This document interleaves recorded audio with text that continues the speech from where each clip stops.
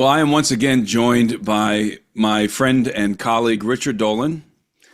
Richard really needs no introduction with my audience. He is a prominent ufologist and, in my opinion, the foremost UFO historian alive today. He is also a prolific author. He's written numerous excellent books on the UFO topic, including his UFOs in the National Security State series. I think this is the first volume in that one. Excellent book. I'm on my second time through this book, and this is like these books. This series is like the Bible of understanding the national security state cover-up. So, if you guys haven't read any of Richard's books, you should read Richard's books. And you've got numerous books, Richard, and you're working on a new one about USOs, right? I am. But first of all, thank you, Tim, for having me here. It is always a pleasure. Always a pleasure to talk to you. It's always a pleasure to be on your channel as well. So I want to greet you and the members of your channel and your site. I have been working for the last 2.5 years on what's turned into a 3-volume, fairly large history of USOs, water-based UAP, water-based UFOs. And I've collected close to 700 cases individually, collected them from a large array of sources and tried to kind of breathe life back into them. I'm very happy with that. I've got a wonderful illustrator who's done illustrations of more than, I think, 165 of the cases. Just blows my mind. They're beautiful.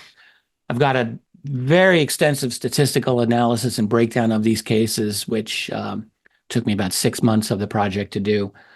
And I'm just wrapping it up now. So I'll be releasing them in 3 successive volumes pretty quickly, one after the next. The first one, I'm pretty confident will be out before the end of this year. Oh, I would like it out in the next few weeks. We shall see, but it's that close. Yes. Well, that sounds phenomenal. I would love to have you back on to dive into the details of that topic. I'm sure those books are going to be incredible. Today, I would like to begin our discussion by catching people up to speed in regard to where things stand with this push for disclosure. Obviously, everyone's familiar with the UAP committee that occurred last year, in which David Grush testified about crash retrievals, a legacy crash retrieval program, non-human biologics associated with those craft, and opened a can of worms in the public discourse, and the media has become very enthusiastic about talking about this subject, which is very, very interesting to see for those of us who've been studying the UFO topic for a couple of decades, like you. And this change in the narrative publicly. It used to be that the only time that the media would discuss the topic of UFOs would be to ridicule those who are studying UFOs, and especially people who claim to be abductees. And it was just constant, unending ridicule and never taking the topic seriously. And now all of a sudden, after the last few years, the entire scene has changed. The media takes it very seriously. Everybody's talking about it. Congress is talking about it, hearings. And so obviously we've crossed the Rubicon, so to speak. And so I want to begin by just informing people in regard to where we stand with this whole process of disclosure. So some people may be aware that there was a UAP Disclosure Act that was drafted a couple of years ago primarily by Senators Schumer and Rounds, and that it failed the first time round, and it recently failed again. And Senator Schumer stated that, and this was part of the motivation for the Disclosure Act, he stated that credible sources notified him and Senator Rounds that information on UAP has been withheld from Congress. And this is what motivated the Disclosure Act. And so I'm not surprised that it failed, and I'm guessing you're not surprised that it failed either. No, unfortunately, I'm not surprised. It is a disappointment. So essentially, yes, the way that this has been packaged is it's the UAP Disclosure Act, I guess is what we call it for shorthand. They want to get this packaged into the NDAA, the National Defense Authorization Act. They did get it in for fiscal year 2024 a year ago. It was introduced by, as you said, Mike Rounds and Chuck Schumer. And it was actually a very well-crafted piece of legislation. I have to give them, and actually the people behind the scenes who crafted it, to maximum credit here. The act had a lot of very, very, I would say, powerful features about it. It mandated a kind of regular review of UAP data within federal agencies. It mandated the creation of a task force that would, of 9 individuals that were essentially civilians who would review the UAP or UFO information and really go through it and participate in the review and declassification process of all of this. There was a section in there relating to eminent domain. I know some people say that wasn't necessary. The U.S. government can have eminent domain, but I think this was a very important element. So what it allowed was essentially, if you had a private contractor, let's just say Boeing, Lockheed Martin, Raytheon, who knows, any of these contractors who many have argued possess this exotic technology, that eminent domain would put them on notice that the U.S. government had the right and the ability to acquire that technology and have it under federal control. So there's a bit of a power struggle there. This is important because what we've seen over many years and decades is that it does indeed look like the secrecy has become not just classified, but privatized, and that takes it out of the realm of freedom of information requests. Yep. And really just increasingly out of the realm of any government oversight, which if you're talking about, let's just put it out there, alien technology, alien bodies, if that's what this is, who's going to be overseeing this? I think a lot of us don't trust the federal government. I don't. But do you trust that any less than Boeing or Lockheed or Raytheon? I don't know. So that whole thing, all of that was packaged into the UAP Disclosure Act. It basically got stripped all out, down to its bare bones. There was really no teeth in it as it got passed this year. So it was reintroduced, and this time it didn't even make it to the legislation at all. So it just isn't happening. It's not in there. I find it interesting that one of the fiercest opponents of the UAP Disclosure Act has been Congressman Mike Turner.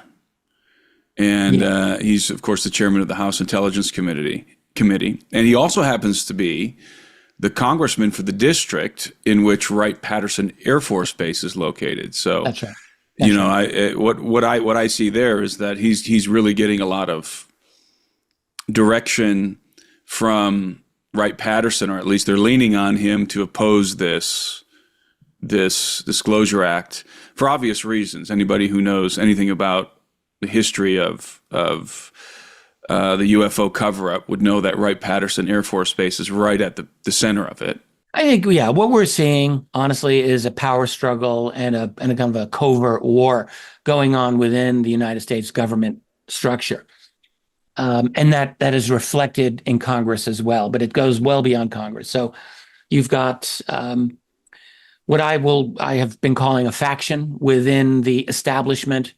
And this is nothing new, by the way. You go back to the history of the UFO subject, when it was called UFOs back in the 50s and 60s.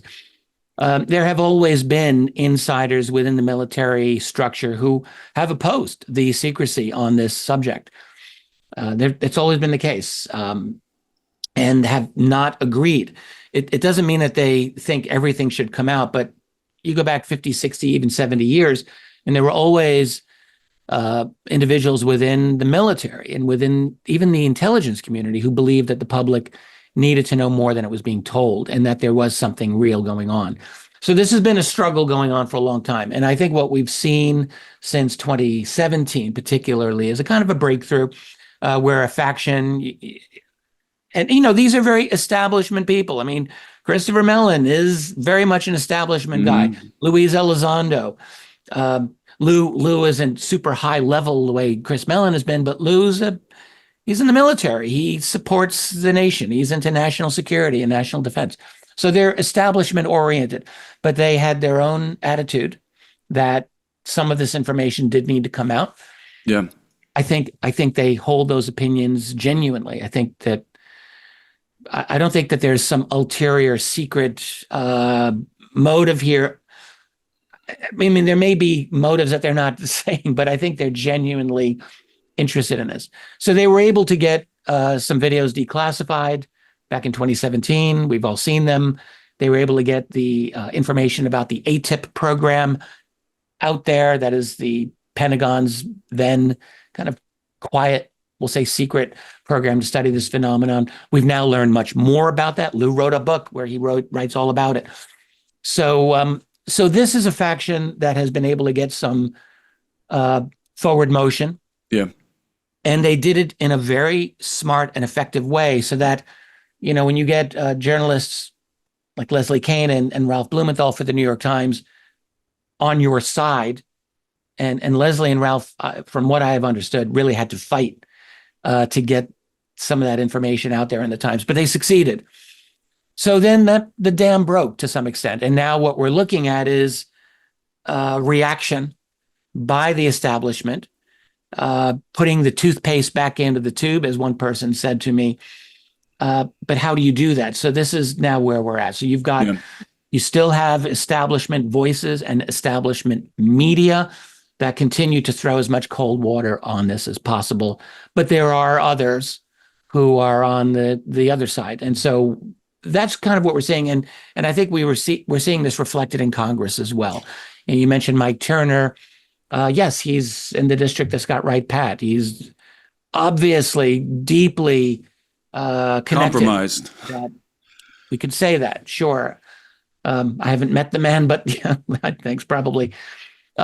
So where this is going to go is really a good question. But it does look like the establishment's doing very well for themselves, and they are slow walking this and very effectively, and they'll do it as much as possible. Right. So and I think you're in both your and my concern is that because that first hearing was so explosive and successful, I would say, in broadening interest in generally in the UFO topic, but also really zeroing in on a particular aspect of ufology, which is crash retrievals and alien bodies. And I think that really, really makes some of the people in the deep state, or what I call the dumb state, nervous. That's the conversation they don't want to have. You can talk about lights in the sky and objects that are unofficially unidentified in cases all day long. They don't care about that. When you start to zero in on crash retrievals, legacy crash retrieval programs, special access programs, underground bases, alien bodies, reverse engineered technology, that's when things get difficult, I think, and get dangerous for the deep state in regard to protecting the secret. So my concern would be that at this point, that first hearing was so successful that the strategy at this point would be to hijack the process, hijack the narrative in regard to what's released, how it's released. Going forward, the hearings maybe will be more controlled. And speaking of which... this is not a new thing, by the way. They've been doing this for generations. That's right. This has been the MO for a long time. And speaking of which, there's a new one. There's a new hearing. It's been confirmed.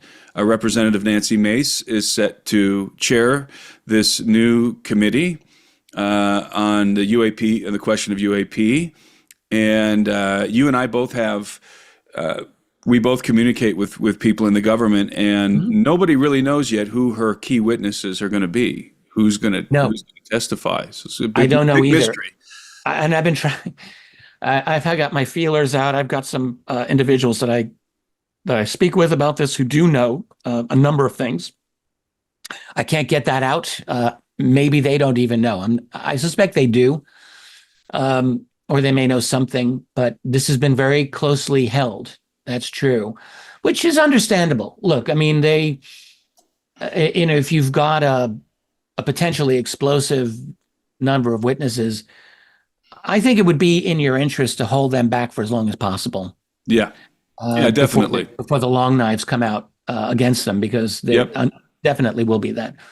So I'm not upset that I don't know. I would like to know. Yeah. But we don't. I will say, oh, I'm sorry. No, you've got something you want to jump in there. I was just going to say, it's also interesting to note that AARO, the All Domain Anomaly Resolution Office, has a new director. So we're getting a new hearing. AARO has a new director, Dr. John T. Kozlowski. And so I don't know, this could go either way. This could be controlled opposition at this point, or maybe we're going to see something interesting here with somebody new over at AARO and in a new hearing. Yes, I would only add that the people that I know and trust the best on this in terms of their knowledge have expressed a tremendous disappointment in Congress over the failure of the latest UAP Disclosure Act, to the point where one of them said to me that he just thinks Congress has made itself irrelevant in this process moving forward. Now, maybe that's over disappointment. Maybe that's over the top. I don't know, but that he's in a better position to see this than I am, and that's what he believes. Although hearings would be, so far as I can see, the best, as I think I said before we recorded, I think it's the best pitch you got moving forward. Yeah. If you're a pitcher, that's your best one. It's your best fastball. Might be hearings, possibly, yes, because hearings do at least have the potential to energize the public and get this thing moving again. But I think it's going to be difficult. And the idea of controlling the process, if you are the establishment, you want to control this process.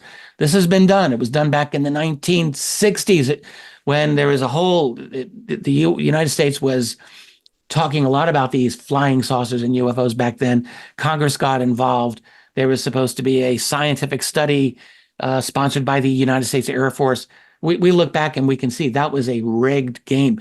Then during, think about the 1980s into the early 90s, when the Roswell story was becoming known and talked about, this too was a situation that was threatening to go out of control. And there was one member of Congress back then from New Mexico named Stephen Schiff, who actually really was trying to get information out about Roswell. That was his district. He got nowhere. He got absolutely nowhere, stonewalled. And the Air Force came out with they jumped the gun. They came out with their story of the mogul balloon, which they said, well, this is what Roswell was. And then, people talking about these bodies. Well, the Air Force was dropping dummies in high altitude tests. And that's what people saw and got confused by. And then a year or two later, Stephen Schiff died of a very rare and rapid skin cancer. That was quite suspicious to people who knew him. Yeah. What do you think about, because inevitably whenever I talk about Congress's efforts to pop the lid on disclosure here, at least to further the narrative and get to the bottom of some of this, especially as it relates to the crash retrieval program, I inevitably will get a lot of people commenting that the whole thing is controlled opposition, that Grush was lying, or that the whole thing was made up, and this is some sort of a Project Blue Beam operation from start to finish. What do you make of that?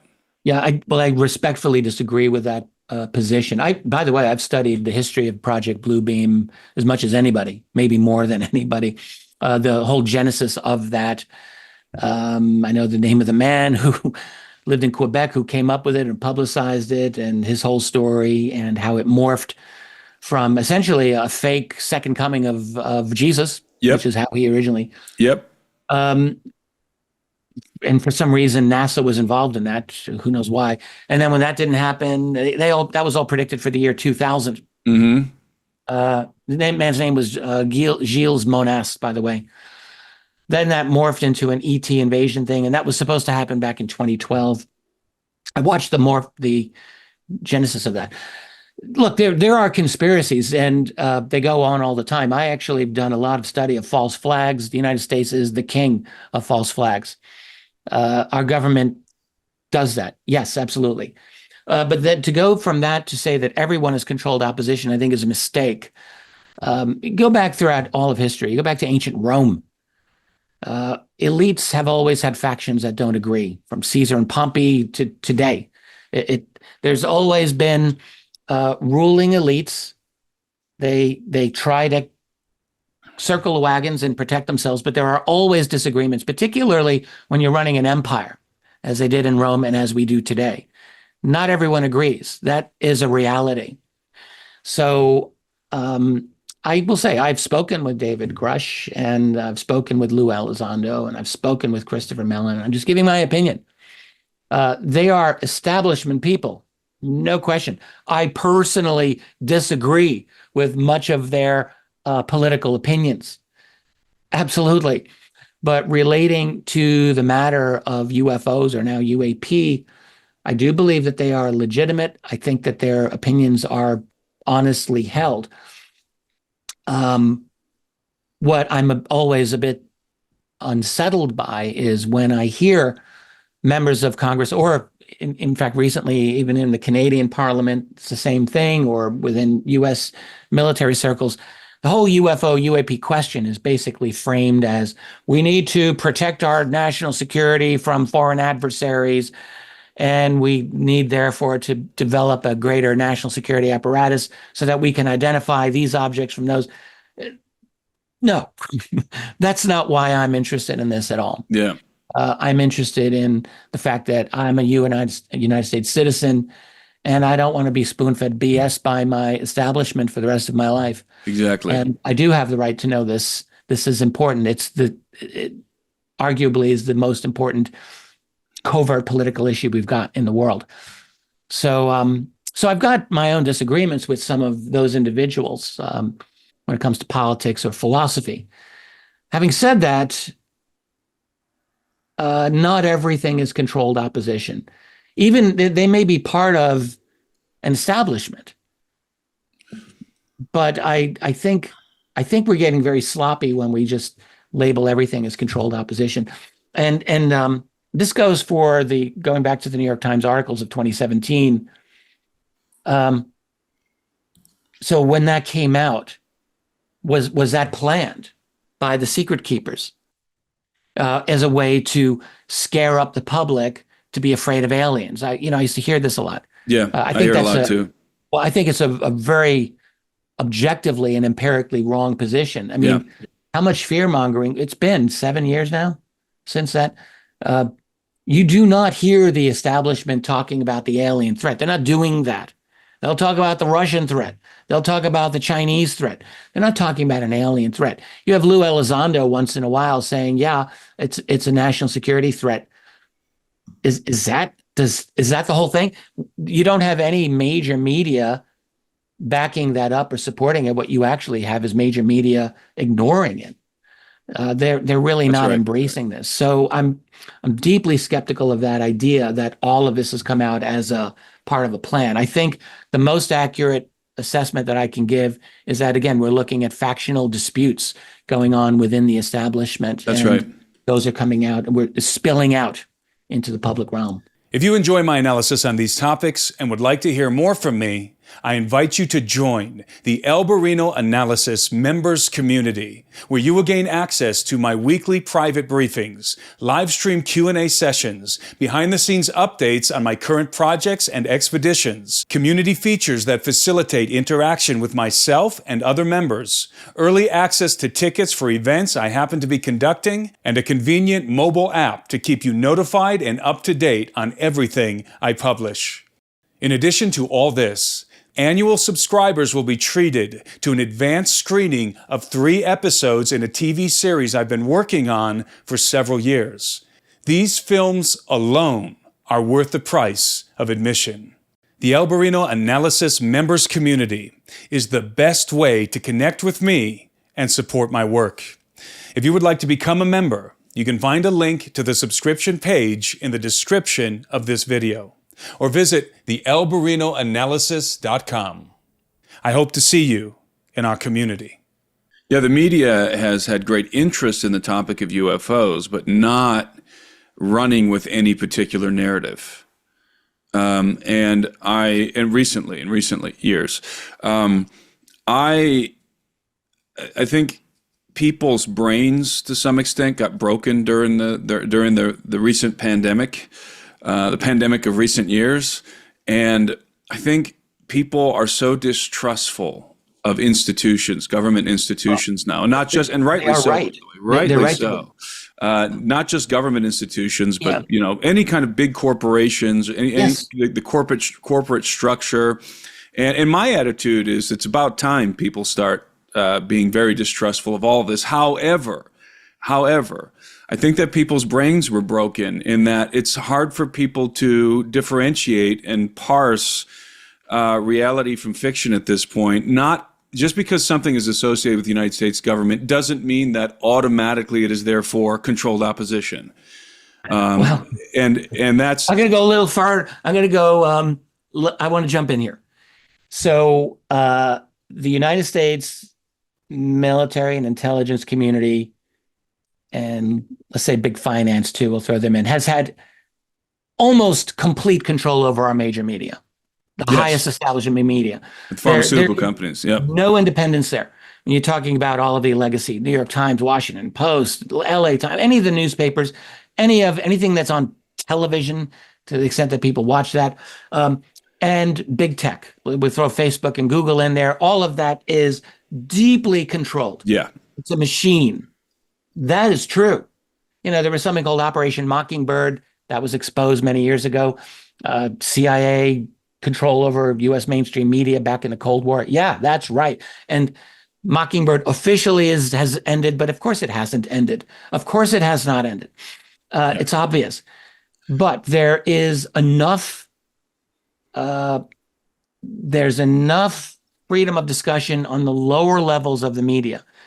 That includes YouTube to some extent, where you can still find alternative viewpoints by lower level semi-establishment. And so there is some range there. And that's, I think, what we're looking at. So the establishment is very much controlled. But if I would argue that establishment is not on the side of the faction of disclosure, they are not. They are on the side of people like Mike Turner and the military-industrial complex. That's where they are. Yeah, because they get their orders from. Yeah, they get their orders from the CIA and the intelligence community. The media does, certainly, on certain topics. Yes, they get marching orders. Yeah. So, but they can't put this subject completely to sleep. Too much of it has come out, and so there's still a struggle. I think what they would like to do is put it back fully to sleep, and they may succeed. Certainly. In it. Yeah. But what I'm referring to primarily here is that anything that for example, that hearing that took place with Grush, just because that was a hearing that happened at the government level in Congress, automatically people will assume that it's controlled opposition because it's the government. It's essentially the government. But what they fail to realize is that the individuals involved in that hearing, some of whom you and I have both spoken to, are very sincere people. And they would sit here, and if they were on this Zoom with us, they would be agreeing vociferously with us about the controlled, about the influence from the deep state, let's say, and so there's, as you said before, there's good actors and bad actors. There's factions within the government. Not everything that's happening in Congress, especially in regard to the UAP topic, is controlled opposition. There are people who are very, very genuine and sincere about getting to the bottom of Grush's testimony, for example. Behind the scenes, these are people who are working tirelessly to try and by the way, they're combating. They're constantly coming up against this apparatus that we're describing, the controlled opposition, the real gatekeepers. They're constantly coming up against these guys, getting stonewalled when they try and investigate things, and frankly being threatened in some cases. So I just want people to understand it's highly complex. It may be that the coming hearing will be controlled opposition. We can rule that out. That could very well be. We have to see what happens. And it also, uh, the idea of controlled opposition being universal, that may still happen. That we are definitely moving down that path. I'm not seeing it exactly 100% just yet. Yeah. You look over other parts of the world. You look at Europe.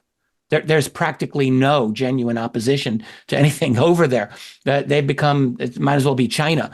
The United States is still a little different, though, where we still have a kind of hardcore bunch of, you'll take my gun out of my cold, dead fingers. You got people who still strongly believe in freedom of speech. There's a much stronger heritage of that in the United States than there has ever been in Europe or other parts of the world, for that matter. So we here who are in the United States, we still have a remnant of the freedoms and the liberties that we cherish historically. But that is not a sure thing for the future. That is not a sure thing. And in fact, that might be a good segue to whenever you want to go into our next. Well, I have one more thought, and I completely agree with you. By the way, I think that we are in dangerous territory now, in which, because there is so much attention, and everybody knows the name of David Grush. Not everybody, but anybody who's been paying attention at all in the last couple of years knows about crash retrievals and alien bodies.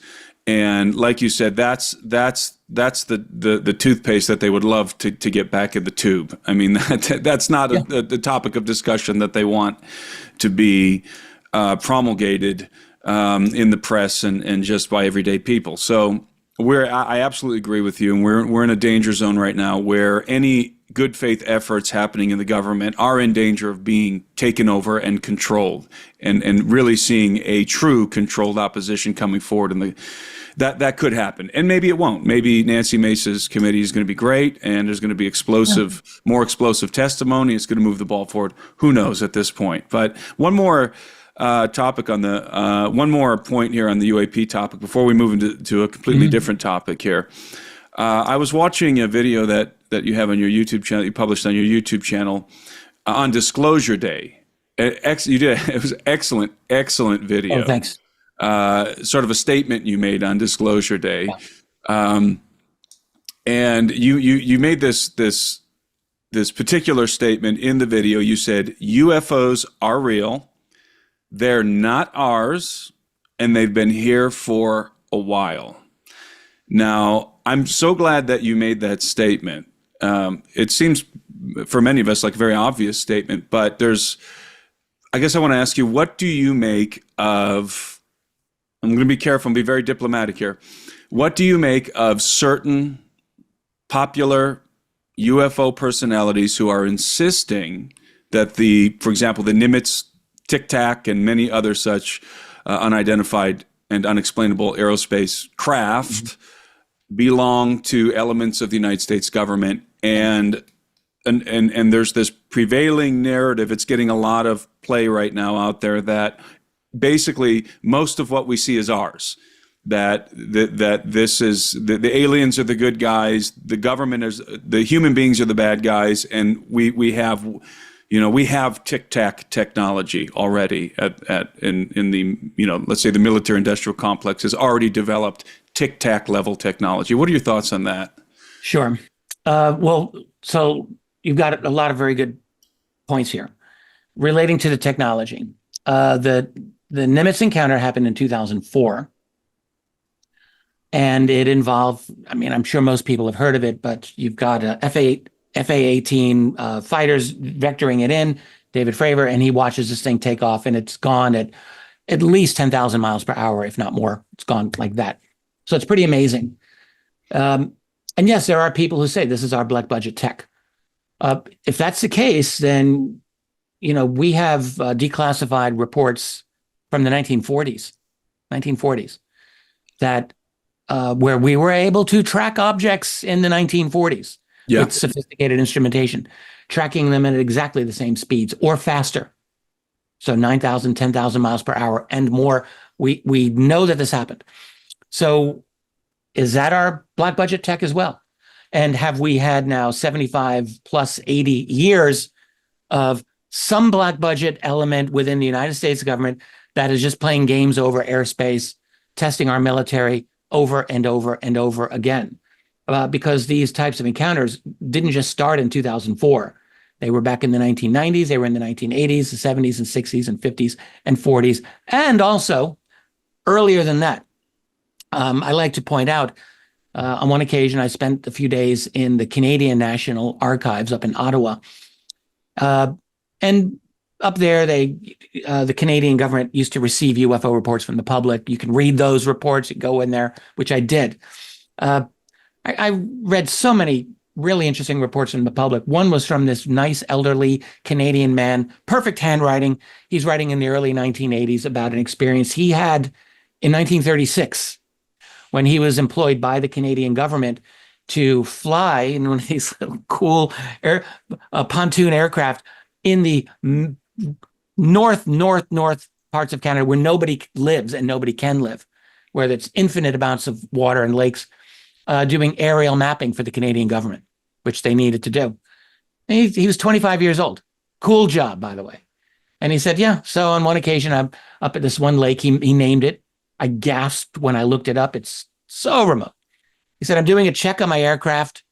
I looked up, perfect blue sky. And he said, there I saw the most perfect configuration of an airship one could imagine. He described it as a Tic Tac, except instead of white, it was gunmetal gray, no reflection, slightly elongated. He saw no markings, nothing. He watched it rotate from a north-south to an east-west orientation. And then he watched it instantly accelerate where it was gone at the horizon in a moment. That's Tic Tac technology. So 1936, middle of nowhere. Was that classified German technology? You know, people like to talk about that. Up there, no. Come on, let's just be real. Yeah. There are some good, not many, but there are some good early cases like that one that we could refer to. So it makes the black budget argument a bit problematic. Not That's impossible. Right. Not impossible. I've studied the crash retrieval phenomenon for many, many years. So the things that David Grush talked about last summer or 2 summers ago, yes, it's true. And to those of us who've been in the weeds on this, we're like, glad to hear you finally talk about this publicly. It's not news to me. So the fact that there are classified programs to study this exotic technology certainly is to be expected. And it is to be expected that we've made some breakthroughs that are worth a lot of money, by the way. Another reason not to give this up. So it can get muddy, but the idea that all of these are ours, I think, is very misapplied and I think mistaken, never to be ruled out. But what is the most economical or parsimonious explanation? And I think when you look at all of the factors in the long history of this, we are looking at it's somebody else. That's not us. Especially where they're from is a whole other issue. Especially when you consider the mystery airship phenomenon in the 19th century. The mid to late 1800s, you had these craft appearing in the sky. And a lot of people want to say that the mystery airship phenomenon, you get people from Vallee's group that say that was proof that the phenomenon is simply modifying its presentation to the zeitgeist of each new generation. So back then you had, of course, Jules Verne. It was steampunk, right? And so you had a lot of people reading about airships that are propelled with various apparatuses, including balloons and propellers and so forth. It was Jules Verne. That was what was on everybody's mind. That was the zeitgeist of the time. And so people were seeing these things that they were calling mystery airships, and they were popping up. There's tons and tons of news articles about these things, and a lot of people write that off as I said, this was just the manifestation of the phenomenon at the time, presenting itself in a Jules Verne mode to the people who lived in the 19th century. But what some of these researchers have failed to realize is that a lot of the accounts of these craft are let's say, they coincide with, that's not what I want to say. They're very similar. Let's put it in these terms. They're very, very similar, if not identical, to modern UFO sightings. Like you see some shiny object in the sky moving erratically and then suddenly shooting off at a high rate of speed. That was part of the mystery airship sightings. And there's a lot of bizarre stuff there too as well. But Yeah, I'm glad you mentioned, because I'm not actually the biggest fan anymore of the airship phenomenon. I used to be, and I'm much less so. But I will agree with. I'm glad you mentioned, because in all of this is 1896, 1897, United States newspapers. There are many of those accounts, in my opinion, are spurious and also tongue in cheek. A lot of that. Yeah. Mm-hmm. Got to read that. However, there were a number of cases during that. I think what happened was the attention got some people looking up. That's right.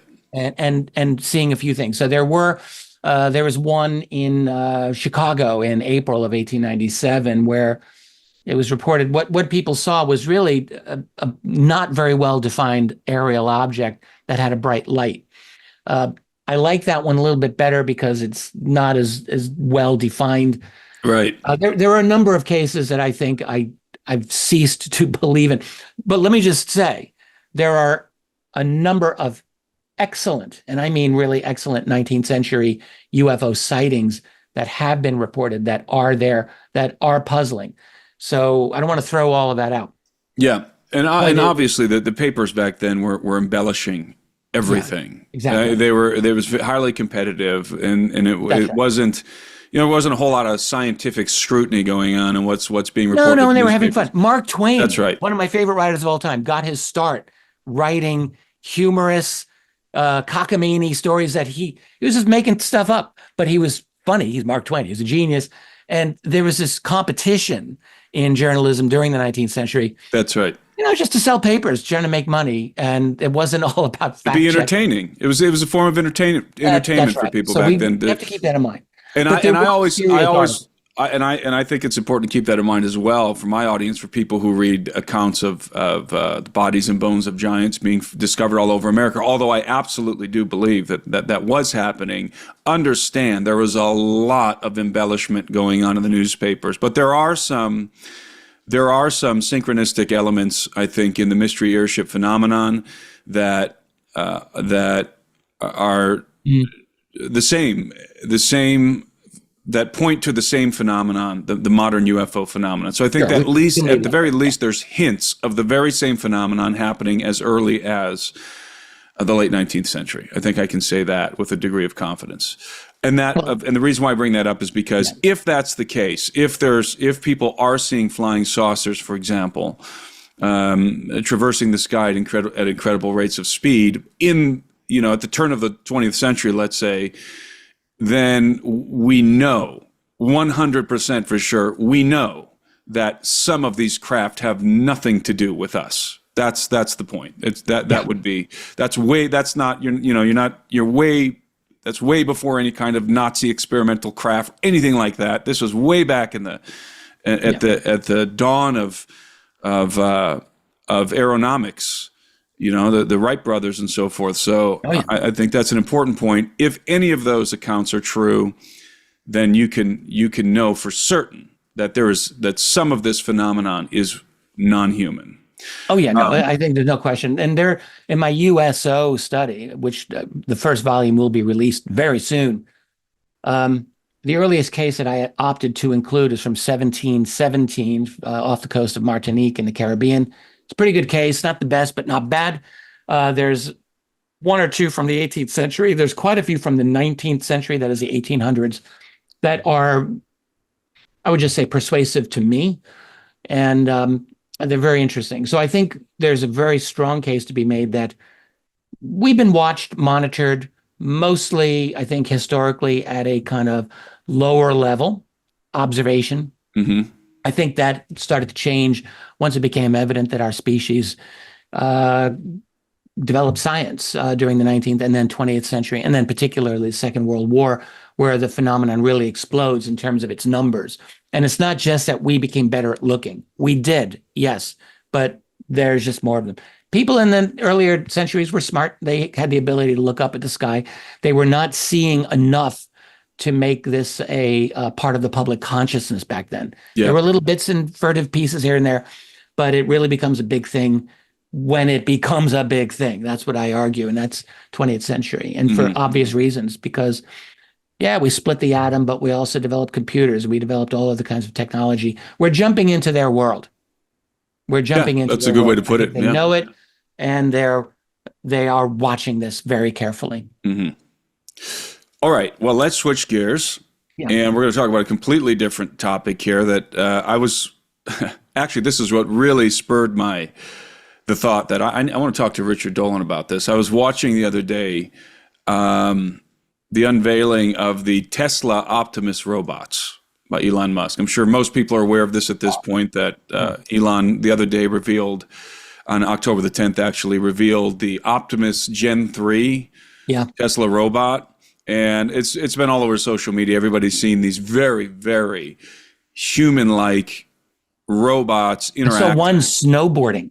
Well, yeah, that's right. Like, snowboarding, that's serving drinks, and interacting very colloquially, very casually with people. Not like robotic, like science fiction, but my jaw dropped when I saw these things. And let me preface this this discussion by saying that I'm sure your audience is very well aware, but maybe my audience doesn't know that Richard is actually very well versed in the subject of transhumanism, and also I would say it's one of your interests, your research interests. In fact, some of you may know that Richard joined us at one of our True Legends conferences that I used to do with Steve Quayle, and it was the conference on transhumanism. That's right. And I did not previously know that Richard had an interest in transhumanism, but I had the opportunity to talk to him at a UFO conference, and was delighted to discover that Richard was extremely well versed in the topic of transhumanism. And so I want to spend a little bit of time here talking about the implications of this, because we're seeing something unfold here. And when you're in the midst of these things happening, sometimes the implications escape us, because we're just sort of watching things unfold and it becomes normalized.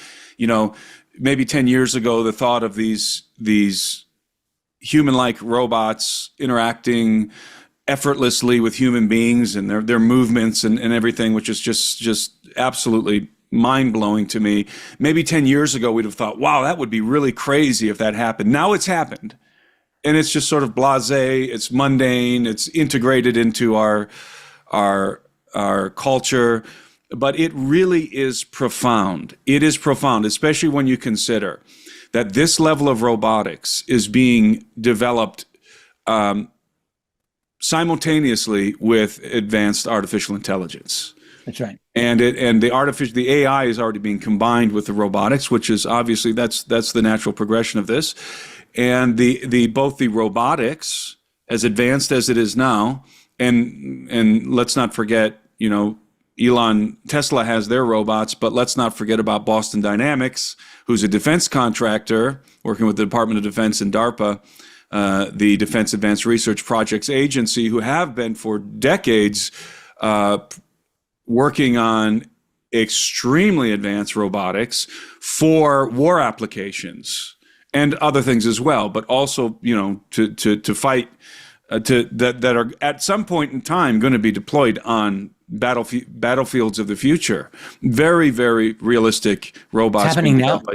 Yes. The Russians have developed AI into their drones. Their drone production and quality has outstripped that of the Ukrainians. I think there's no question any longer. And they've just started incorporating AI applications into their drones, from what I understand. So it's all happening. Yeah, and these robots, the Optimus Gen 3 robots, they think and answer by themselves, and it's like a 1 second processing. If you've watched the video, in fact, I think it's like a 1 second. That's officially, it processes their answer in 1 second. And it's the first time anyone had ever seen the interaction capabilities of these particular. Now, everyone has known that Tesla has been developing robots, but this was I think was beyond what people were expecting in regard to the Gen 3 Optimus. They have an astonishing ability to communicate casually, as I said, and with the appropriate body language, which really blew me away. They answer questions succinctly, and for people who haven't seen this, it's all over social media. It's just type in Optimus Gen 3 or Elon Musk robots, and you'll see what I'm talking about. There's a ton of here. shorts. You just watch some shorts, and they're incredible. By the way, we're talking here, we're in late 2024. A year from now, very likely, several people watching this video right now, a year from now, some of them will own this. Will own these. That's right. He's rolling them out. Production is going to start. Musk thinks by the end of 2025. Price tag, originally he said $10,000. I think it's now been revised to between 20 and 40,000. But still, there's going to be people who will buy that. They will be able to have that. So it's one of you watching, or several of you will be, you will have this in your house probably by the end of 2025. And these aren't just like, I think some people imagine these as just sort of like walking, talking Alexas, right? Where you just say, Alexa, play this song for me. Or Alexa, what is the meaning of this word? No. These robots are designed for the automation of manual tasks, including industrial production, and this is what Elon Musk said, to caring for the elderly and disabled. So we're not talking about a walking, talking Alexa here. We're talking about a robot that's going to be able to care for grandpa and do all of the very delicate tasks involved in caring for people. Also, then they have videos of this already out there of the robots extracting the groceries from the trunk of the car and folding clothes, doing laundry. So this is way beyond just like an AI, Google answering questions and Alexa it can level climb technology. Stairs. Yeah. It can negotiate environments that it has never seen before. It can walk at a nearly human walking speed. I think like 2.5 miles per hour. A little bit of a slow, but not bad. It's got very good manual dexterity, as you kind of were indicating. It can pour a beer. It can hand you your drink. It can do all kinds of amazing things. Converse in a kind of almost human sounding manner. Very human sounding manner. That's really what shocked me. It can also fire automatic weapons. I saw one clip. This one human being and 3 Optimus 3 robots. So 2 of the robots are talking. One hands the other one an automatic weapon. And then you see a Tesla vehicle driving in. They're out in the open field. And the robot with the machine gun says, fire in the hole, and starts shooting rapid fire at the Tesla car. You see the dents all over on the side of the vehicle, although the Tesla car is essentially bulletproof. And then the door opens and out comes a robot which had been driving it. And they're waving to each other and high-fiving and all of that. I thought that was fake until I saw the robots in the crowds interacting with people. And then I thought, oh my God, that was real. And it's the same thing with some of the Boston Dynamics videos that I initially thought were fake. And I didn't never publish anything like this. I just saw them and thought, there's no way that we're this far advanced with robotics. I don't know if you've seen some of the DARPA videos where they have, and their robot it's anthropomorphic too, but not as anthropomorphic as the Optimus 3. But it's kind of got like a square top body, but it's got arms and legs, and it can do. I would say that the DARPA robots are more advanced for warfighting because that's what they're designed for. Whereas the Tesla robots are designed to interact with you and be your personal assistant and so forth. DARPA's got the terror dogs too. The robot dogs that are just out of Black Mirror, basically. Have you seen the videos with the DARPA robot where they push it down or they push it and then they throw a gun at it, catches the gun and shoots a bunch of targets? And I mean, it's really incredible. Seen others where they're pushing the robot and they're very capable. Yeah, and just envision, for those listening, just envision, this is the beginning, okay? This is just the beginning with robotics. This is how advanced we are already with robotics. what we're seeing is a revolution taking place because we've got advanced robotics and artificial intelligence now. And as we progress, in the next few years, certainly the next decade, this stuff is going to move at an exponential pace. We're going to see, first and foremost, and let's just talk about some of the implications here. Yes. We're going to see, first and foremost, we may be looking at the beginning of the end of human labor, number one. We may be looking at the beginning of the end of human labor. Certainly in the most mundane factory jobs where you're just going like this all day, those are gone. Those are gone. It's only a matter of time because these companies are going to pay. Elon was saying that these companies are going to pay maybe $50,000 for one of these robots that's specifically designed not to do your groceries, but specifically designed to work on a factory line, for example. And they can do it. You pay $50,000 one time. You don't have to. They're never going to complain. You don't have to give them benefits. You don't have to give them Christmas bonuses. It's over. That sort of manual labor, factory line working it's not going to be human, and that'll probably change over the next 5 to 10 years, in my opinion, having seen how advanced these robots are. And this is going to be a tremendous revolution in society. I mean, when you start to remove human beings from the workplace, first of all, here's a question. What do you do with all these human beings who no longer have work because robots are taking over? We're getting down to the nub. Yeah, there's a McDonald's, fully automated McDonald's out there. These are sort of in the beta mode right now. I don't know if you've seen these. No human beings work in there, or there's just one person who just sort of manages the machines. What are some of the implications that you see unfolding here? Okay, so here we go. First of all, we have no control over this. So give up any pretense that we can manage this or control it. It's not going to happen.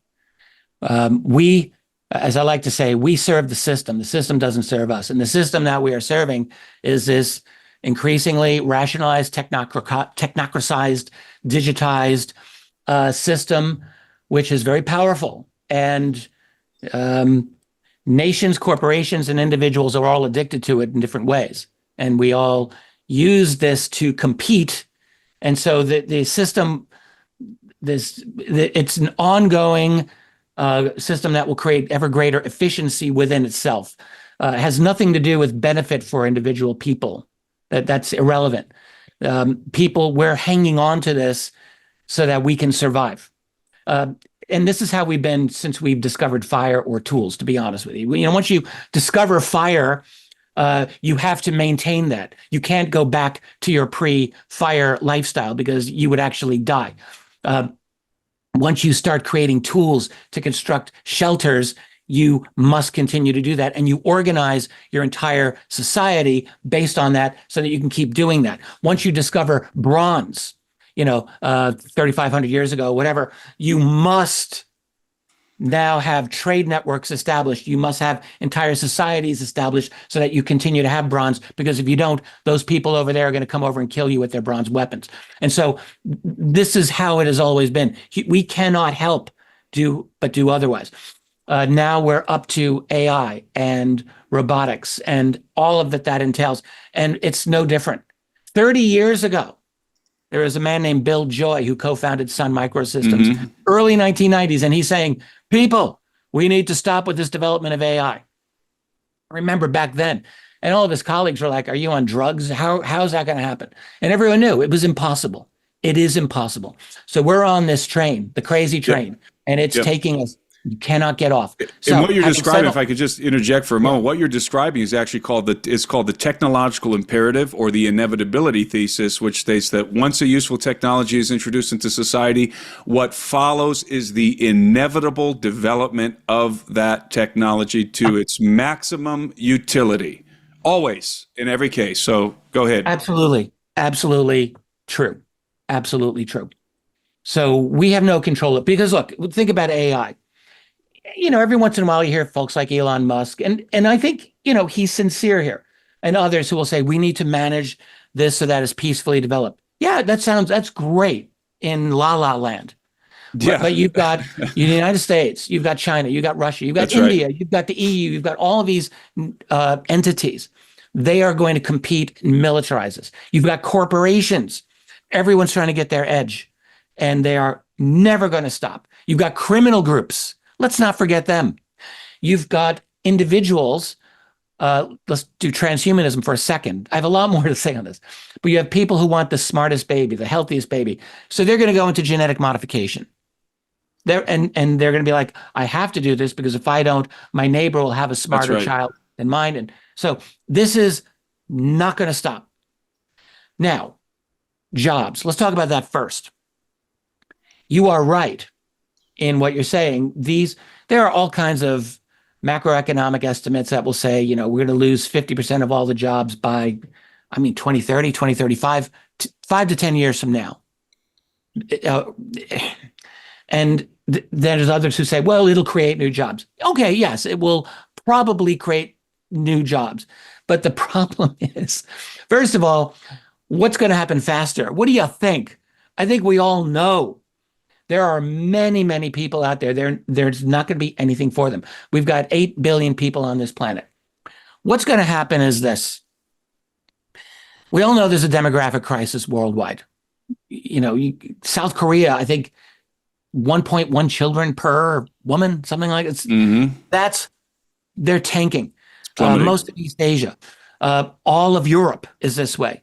Most of North America is this way as well. Yeah. People are not making babies. And you could say, well, Africa, South America, okay, but their numbers are declining as well. This is a long-term trend. We're looking at an inevitable demographic collapse, crash within another generation from now. Right. So mid-century at the latest, it's happening. Cannot be stopped. We're looking, so massive social, economic disruption, and then all of the out of work stuff that's happening between now and then. So I would predict we're going to see AI wars. Let's hope it doesn't go nuclear. But we're looking at massive dislocation as a result of this. What will happen, you look at the masters of the universe, and I'm talking about the people who run like the World Economic Forum, WEF, Bilderberg people, all of those. Yes, they know this. This is why Klaus Schwab a few years ago said, don't worry, you will own nothing and be happy. That's right. Exactly right. What is their goal? The goal is simple. They are finding a way to reduce the global human population. There's a lot of people out there who will say, great, we need to. We've got too many people. All right, well, you're going to see that happen. What I think we're going to be seeing is there's going to be too many people for the jobs available. And so from a position of managing these human resources, once called humanity, for your techno system that must feed the machine, because that's really all that people are going to be good for, is feeding the machine.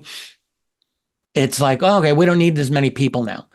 So the only question will be, how do you do that? Well, partly the demographic collapse will serve their interests. There's going to be a lot of disruption. Now, the current worry is that there will not be enough money, tax revenue, to support the aging population. And that's a really serious problem. So like a guy like myself, I'm 62. Another 20 years from now, I don't know if I'm going to be able to take care of myself. Well, you'll have the robots. So the hope is there'll be a robot that will, cut my pills up for me and feed me my gruel and my little mashed potatoes. Maybe. The problem will be the societal disruption. Yeah. To this between now and then, and the loss of work. Mm-hmm. So you got the AI people saying, well, there's going to be universal basic income. Here's my question about that. Where's that money going to come from? All the value of AI that everyone's talking about, yes, it's true. There will be more economic value coming, but who's going to control that value? I'll tell you who.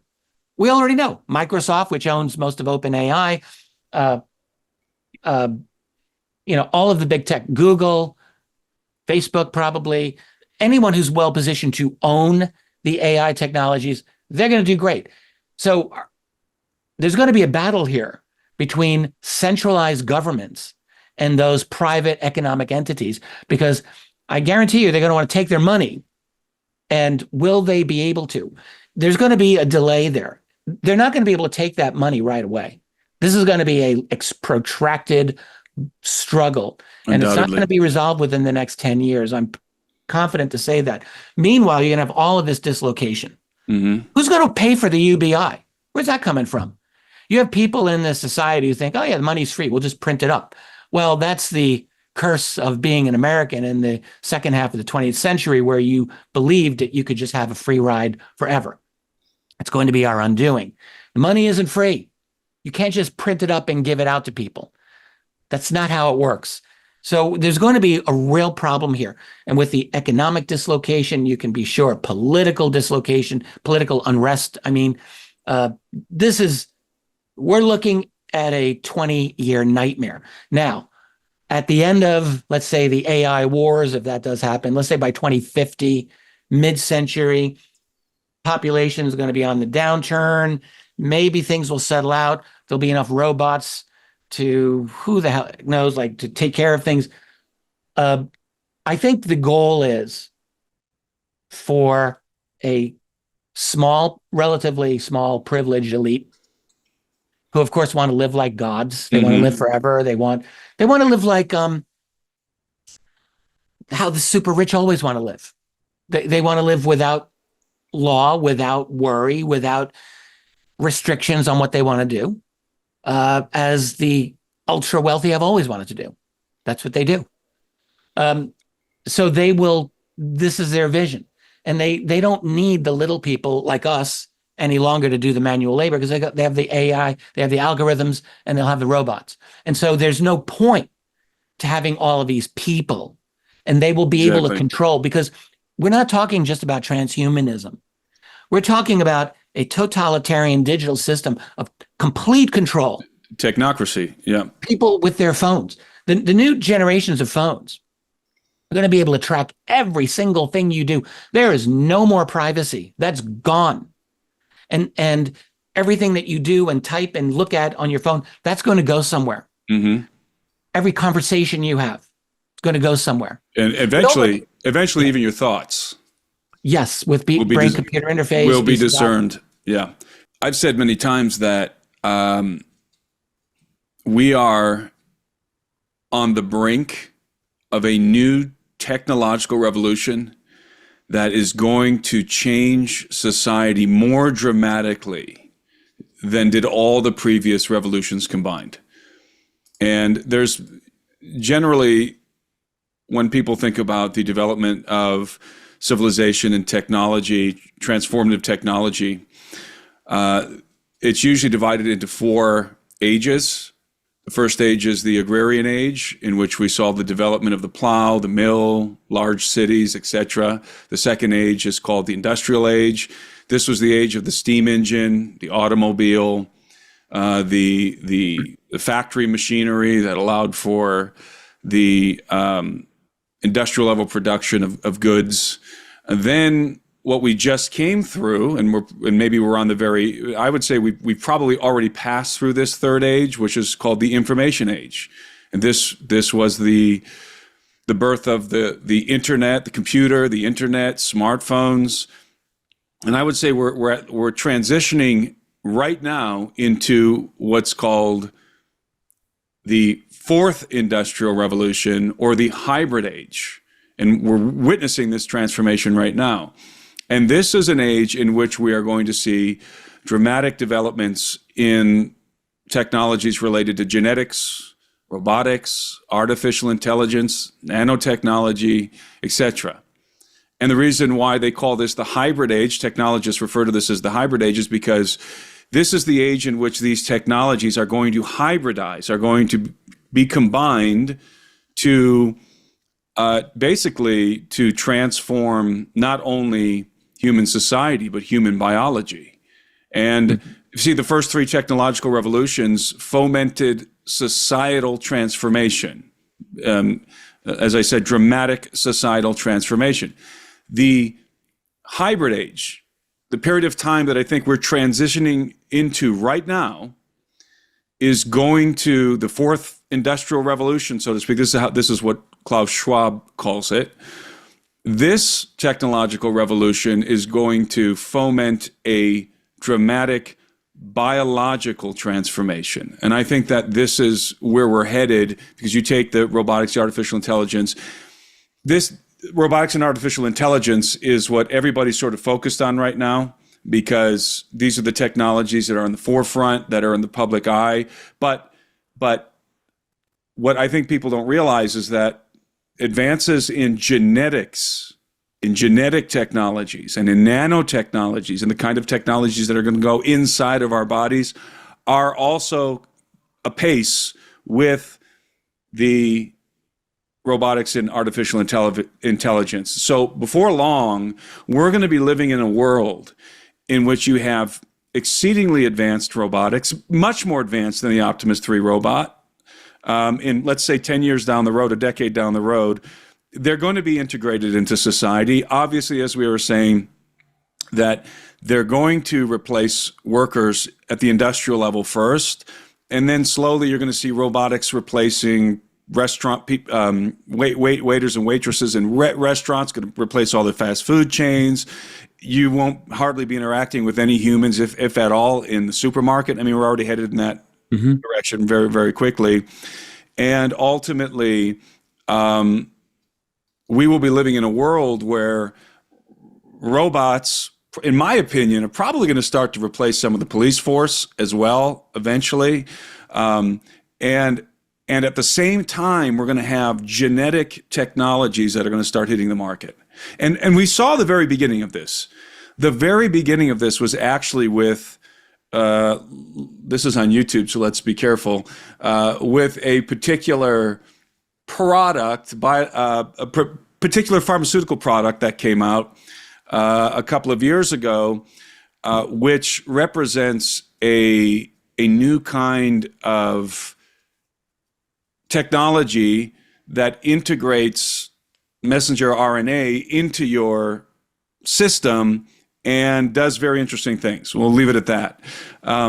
And that, I think, was the beginning of a new market that's going to open up, aside from robotics, aside from artificial intelligence, a market of genetic modification that's coming very, very quickly. So we're going to be living, I think, in a decade from now, in a world in which, as you mentioned before, it's going to be a very highly competitive environment in which not only are we constantly interacting and making use of robotics and artificial intelligence in everyday life and companies in order to compete with each other, but we're also going to be getting into a scenario in which these genetic products are going to be in the market, and people are going to be literally upgrading their own biology. Right.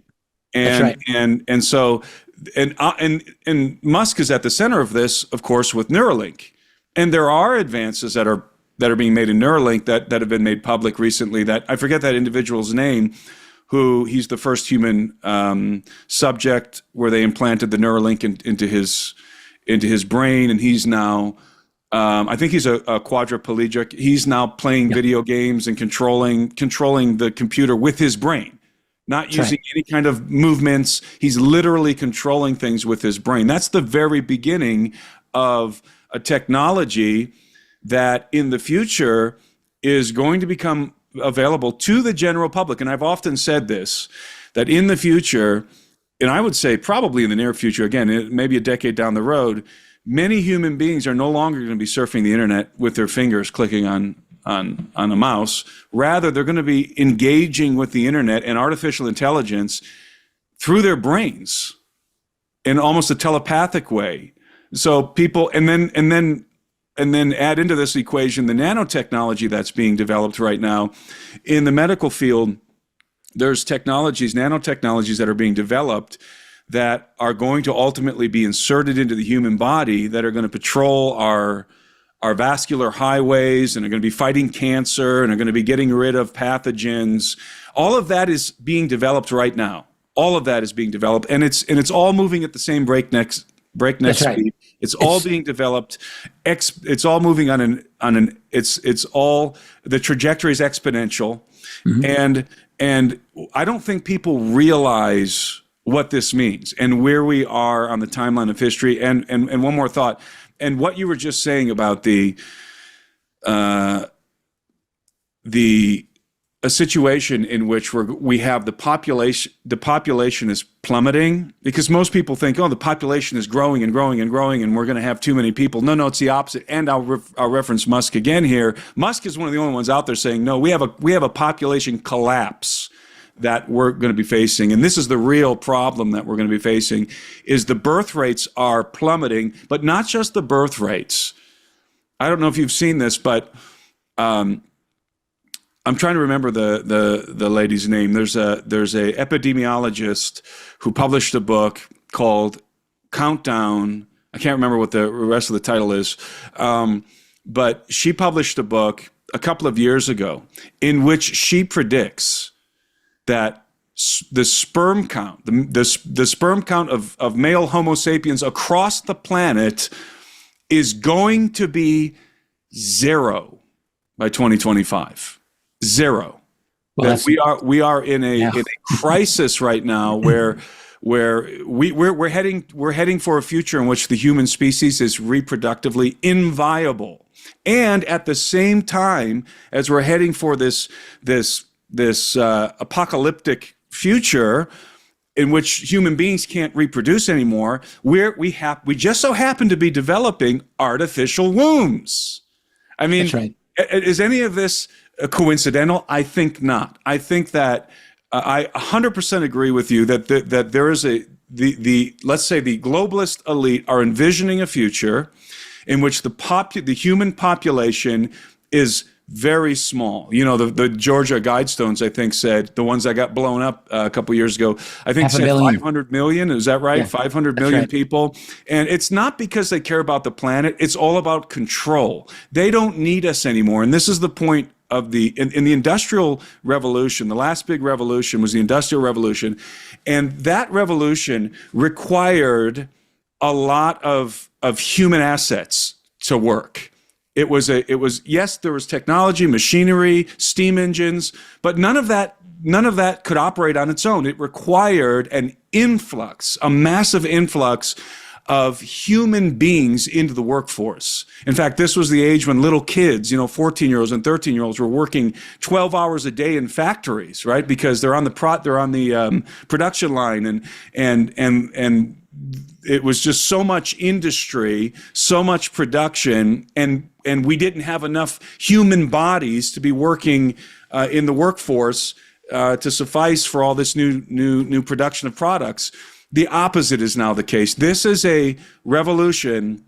The fourth industrial revolution is the opposite of that scenario. Now human beings are being pushed out of the workplace. So in other words, we're not needed anymore, as you were saying. We're not needed in the equation anymore. You have robots and artificial intelligence, robots that can do all these different things for you, and then reduce the population to a much more manageable, controllable population.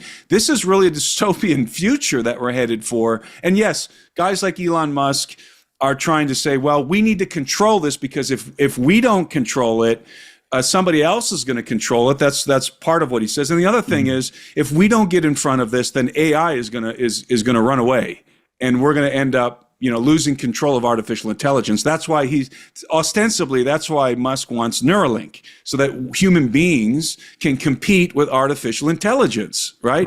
This is the future this isn't a scientific projection or a projection of a scientific future. This is now, right now. Yeah. The writer Lewis Carroll, who wrote Alice in Wonderland, he had a sequel called Through the Looking Glass, and in that he wrote about the Red Queen paradox, or the Red Queen imperative, which is Red Queen's talking to Alice, and she says, well, you just have to keep running faster and faster to stay in the same place. And that's kind of where we're at. You have to keep running faster and faster. You had a lot of really interesting thoughts there. The idea of genetic manipulation and biotech and all the nanobots. Ray Kurzweil was talking about this over 20 years ago. Mm-hmm. This is happening, and it's going to be very attractive and seductive for everyone. Everyone's going to want this. That's right. Because it will revolutionize healthcare in many ways. It will potentially eliminate genetic diseases or extend human lifespans. Like, Who is really going to be strong enough to say, no, I don't want that? That everyone's going to want that. Enhance your physical, your cognitive capabilities, very likely. So that's going to be very attractive to the extent that who knows who will be able to have access to all of that will be a whole other thing. So this is just happening. And then, the other transhumanist technologies combined with AI and robotics and biotech, you can easily foresee coming generations being absolutely like must have this stuff. And furthermore, there'll be zero privacy. As you pointed out, the actual interactions that we have with others will be virtual more and more, and will be with non-human. That's right. Will be with algorithms. To hear the phenomenon of AI girlfriends or AI boyfriends, that's just going to be more and more. So we're developing a humanity that is being transformed at a deep psychological level. Yes. Where I'll give you a perfect example. A few years ago, Tracy, my wife and I were at a retail establishment. And I'm trying to be delicate here. So we met a man who is, we're like secret agents out in the public. So we're just constantly testing what other people think about things. So we had a whole conversation with this gentleman about privacy. And it turned out he said, I have no problem with the government seeing everything that I do. I've got nothing to hide. And, my wife and I looked at each other. We're like, this is the future. And it is the future.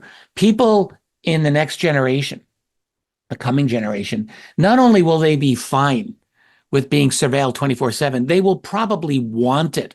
Mm-hmm. It will make them feel like they're not alone. It will be their connection to the hive mind that really is happening. We are developing a kind of hive mind. You can even see it already. Everyone knows about China as a very controlled society, and people have talked about the so-called social credit system, which I think that's real. But, we've got it in the West.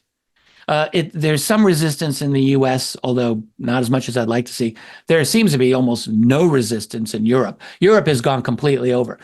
Europe is, in my view, it's already a totalitarian Soviet-type state. Mm-hmm. And that's everywhere. And it's because the system that we are creating, this technocracy, demands it. In my view, it demands it.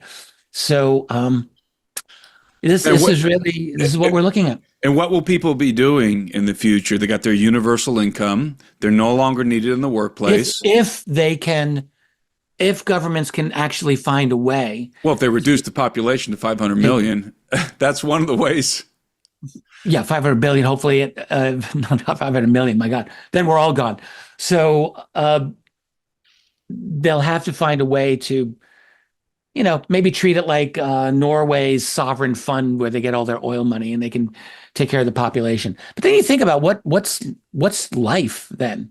Well, that's what I was about to say was what are for? People actually doing? And if you've got you have in this scenario, if you are one of these technocrats that's planning this behind the scenes, you have to reduce the population dramatically. That's absolutely necessary for this to work. You have to reduce the population. It's a lot less people to manage. It's a lot less people to have on the universal income.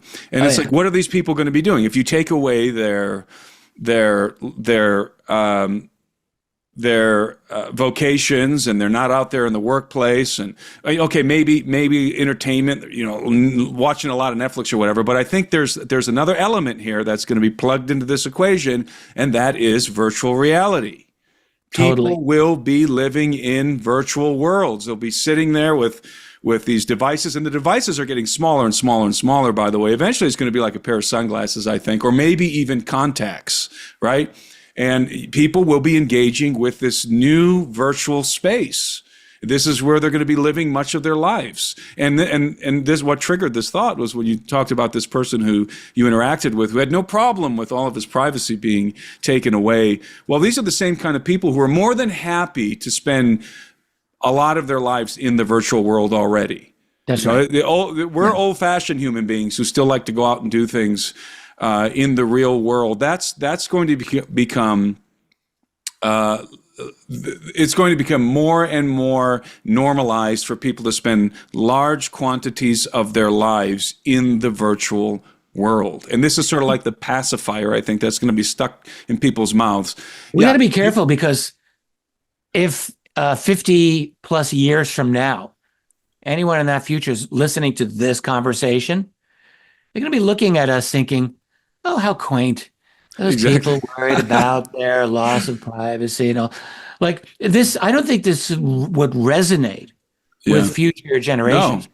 We're going to be the outliers. We're going to be like holding on to the old ways, the old obsolete ways in their opinion. Yeah. You guys had your privacy and your cancer, and your heart disease and your dangerous world that you lived in, right? And you had to go work jobs from 9 to 5. Yeah. And they'll look at that as to some extent the same way we look at the Industrial Revolution and people who were living in that period of time. I think you're absolutely right. I think people living in the future will be quite content with their plight in life. Yeah.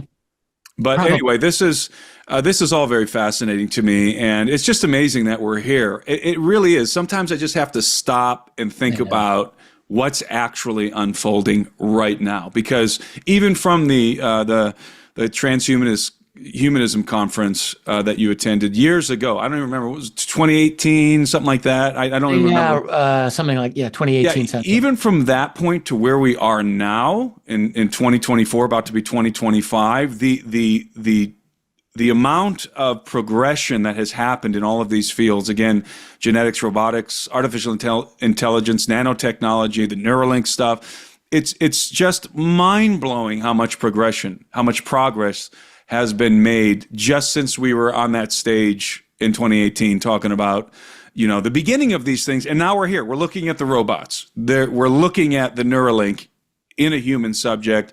And at the same time, we're getting ready to go to Mars. So there's so much is changing in our world so rapidly. And I have to tell you, Richard, I love your analysis on UFOs, on transhumanism. I find myself agreeing with everything you say.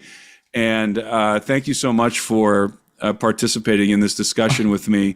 And I want to let people know, Richard, as I said before, get Richard's books. He is a phenomenal writer, and his books are amazing. And also, Richard has a members community, and I encourage everyone to go take a look at Richard's members community. Where can people find your information on all of that, Richard? We've got a great community of people there. It's richarddolanmembers.com. It's pretty easy to find. And there's material that's behind a paywall, and there's a lot that isn't. So you can go check it out and just see what you like. But we have a very active members community. A lot of smart people. They love to comment on the things that I will put up on the website. We actually have a moderated forum, which is kind of nice, because what you find is that there's a lot of brilliant people. They want their voice as well. And so we do have a forum moderated so people don't get each other's throats too much, kind of a safe area where you can express yourself. So it's really wonderful. That's been going for many years now, I think six or more years. So it's been very successful. I'm very happy with it.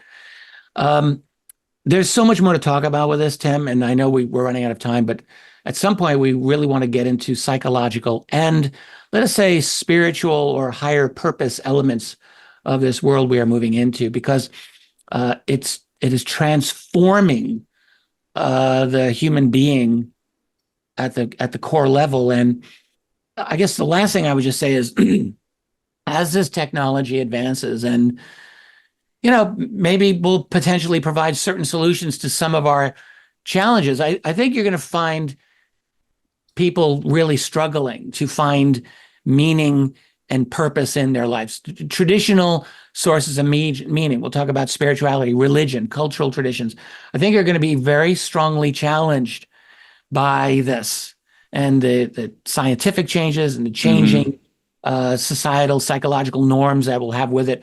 And I do believe that it's likely to lead to a kind of existential crisis, both the individual and the societal level. We're seeing it happen now. Certainly. And I do think that will advance So things, I think we're looking at the next few decades are going to be very, very much one of serious upheavals. And maybe they'll level out to some kind of stasis after another generation or two. I don't know if I like that stasis, but I think there will be some kind of stasis eventually. That's a great topic to continue to explore in our members' communities. I have a members' community as well, and Richard and I are going to continue this conversation.